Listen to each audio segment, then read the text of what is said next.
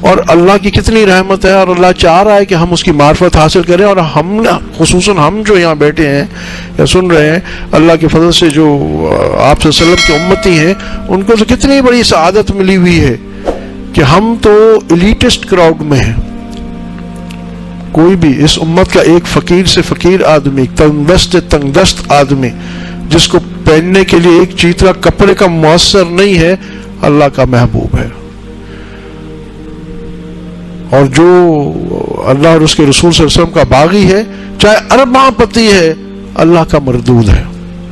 اللہ کے یہاں اس کا وزن کچھ نہیں ہے۔ فقیر قرآن اور حدیث سے دلیل عرض کرتا ہے۔ دیکھیں حدیث شریف میں آتا ہے کہ قیامت اس وقت تک نہیں آئے گی جب تک ایک بھی اللہ اللہ کرنے والا ہے، ایک بھی اللہ سے محبت کرنے والا ہے، ایک شخص بھی اللہ کا نام لینے والا ہے، یعنی ایک مسلمان جو اللہ کا نام صرف لے گا، اس کی برکت سے قیامت نہیں آئے گی۔ اللہ پاک نے یہ نہیں کہا کہ قیامت اس وقت نہیں آئے گی جب تک ایک بھی سائنٹسٹ ہے، ڈاکٹر ہے، بڑا انجینئر ہے، آرکیٹیکٹ ہے،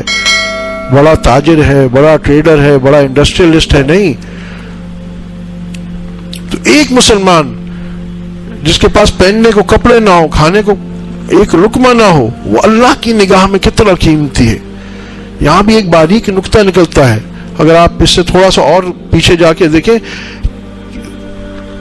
یہ بتاتا ہے کہ اللہ کی نگاہ میں میری اور آپ کی کیا ویلیو ہے۔ آج عموماً کوئی حالات آ جاتے ہیں، ہم یہ سمجھتے ہیں، چاہے منہ سے کہیں نہ کہیں، بعض اوقات کہہ بھی دیتے ہیں، کمزور ہیں، اللہ معاف کرے، کہ اللہ کو ہماری کیا پرواہ، پتہ نہیں میرے ساتھ یہ ایسا کیوں ہو رہا ہے،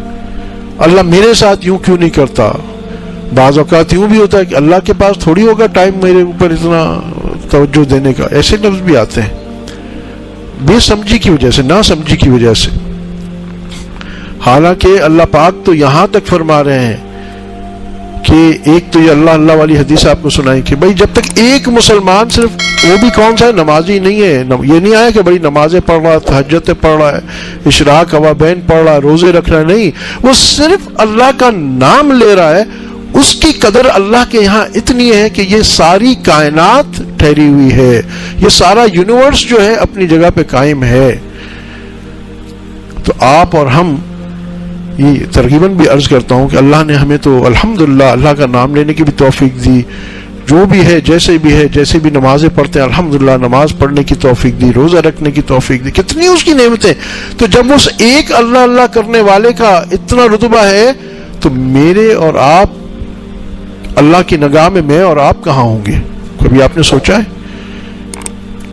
ایسے مزید بیانات سننے کے لیے ہمارے چینل اسلامک نالج کو سبسکرائب کریں۔